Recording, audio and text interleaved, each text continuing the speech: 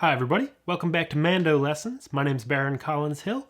In this lesson, lesson 3 of the beginner series, we're going to work on a right-hand strumming pattern using the chords that we learned in lesson 2 of the beginner series. All of my lessons are available over at mandolessons.com and here on YouTube.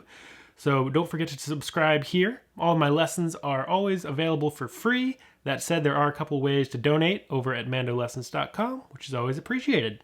Let's jump into that strumming pattern. In lesson 2 of the beginner's series, we worked on our G chord, our C chord, and our D chord, all major chords, and used simple right-hand downstrokes as our strumming pattern. If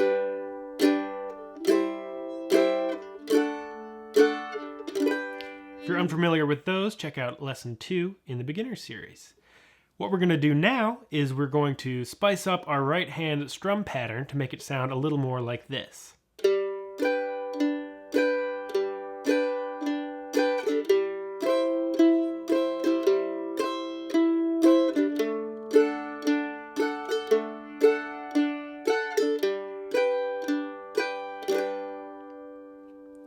So to start, what we're doing here is we're breaking our strum pattern into two parts. We have a bass note and then a strum note.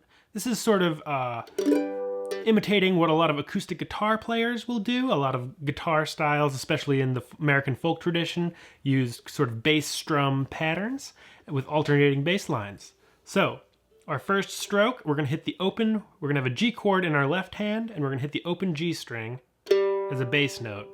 And then we can strum through all 4 sets of strings.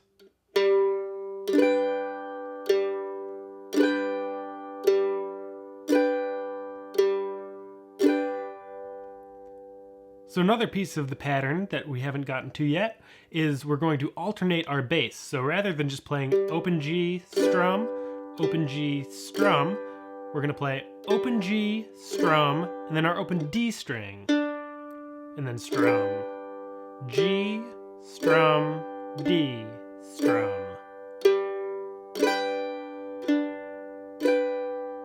So we have that alternating bass pattern.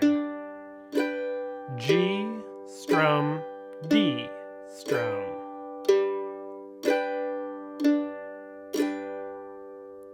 And the last piece of the puzzle is we can add a little bit of an upstroke in between these strokes we already have, just to spice things up a little bit.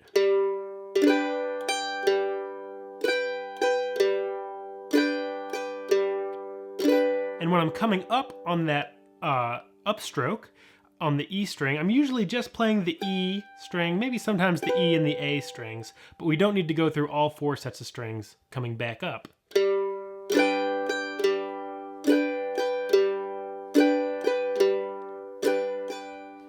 And that's the whole pattern, and now it just requires moving our fingers on our left hand. So let's get that pattern moving in our right hand and then start changing chords. So 1, 2, 3, 4.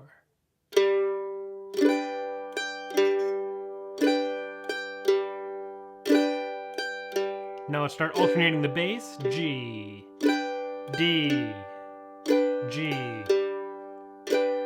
D. Let's go to our C chord.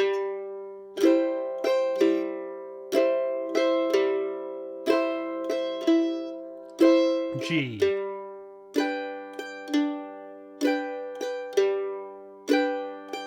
Back to C.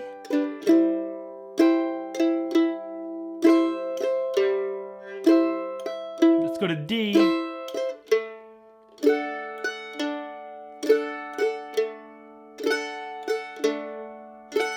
G.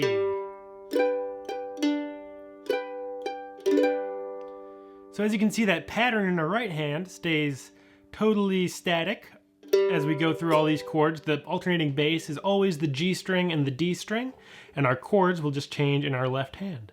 Sometimes, like when going to the D chord, you really need to get your pointer finger over to that 2nd fret on the G string quickly so you can have time to hit that bass note. So that's a great guitar style strumming pattern to use on the mandolin. Next, it's time to get into a song, so check out lesson 4 in the beginner's series. Thanks so much for watching. As always, more lessons at mandolessons.com. Don't forget to subscribe here on YouTube, and keep on picking. Thanks so much. Bye-bye.